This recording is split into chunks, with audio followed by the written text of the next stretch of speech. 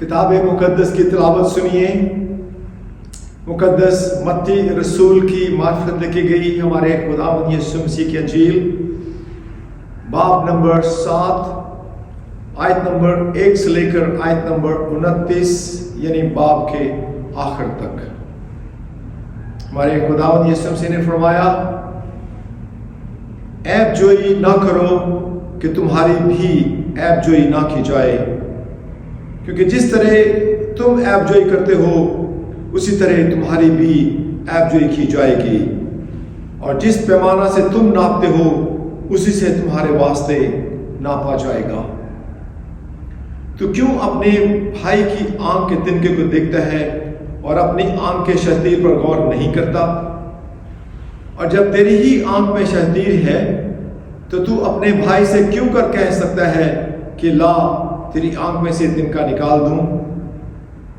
ऐ रियाकार, पहले अपनी आंख में से तो शतीर निकाल, फिर अपने भाई की आंख में से तिनके को अच्छी तरह देखकर निकाल सकेगा। पाक चीज कुत्तों को ना दो और अपने मोती सूरों के आगे ना डालो, ऐसा ना हो कि वो उनको पांव तले रौंदे और पलट कर तुमको फाड़े।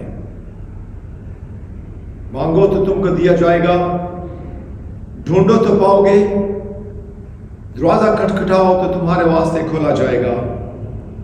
क्योंकि जो कोई मांगता है उसे मिलता है, और जो ढूंढता है वो पाता है, और जो खटखटाता है उसके वास्ते खोला जाएगा।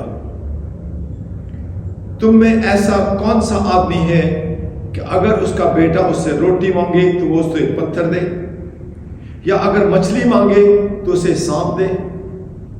बस जबकि तुम बुरे होकर अपने बच्चों को अच्छी चीजें देना जानते हो, तो तुम्हारा बाप जो आसमान पर है अपने मांगने वालों को अच्छी चीजें क्यों ना देगा?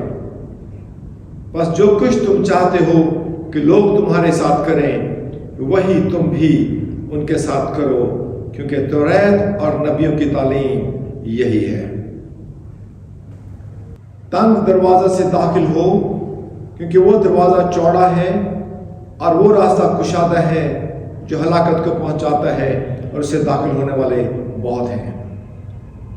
क्योंकि वो दरवाजा तंग है और वो रास्ता सुकड़ा है जो जिंदगी को पहुंचाता है, और उसके पाने वाले थोड़े हैं। झूठे नबियों से खबरदार रहो, जो तुम्हारे पास भेड़ों के भेष में आते हैं मगर बातन में फाड़ने वाले भेड़िए हैं। उनके फलों से तुम उनको पहचान लोगे।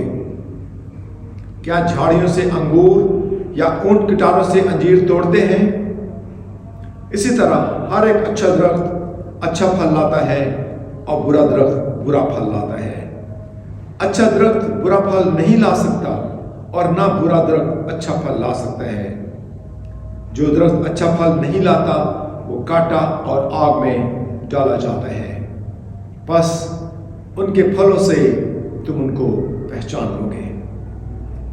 जो मुझसे आए खुदावंद कहते हैं, उनमें से हर एक आसमान की बादशाही में दाखिल ना होगा, मगर वही जो मेरे आसमानी बाप की मर्जी पर चलता है। उस दिन बतेरे मुझसे कहेंगे, आए खुदावंद, क्या हमने तेरे नाम से नबूवत नहीं की, और तेरे नाम से बदरूहों को नहीं निकाला, और तेरे नाम से बहुत से मौजज़े नहीं दिखाए?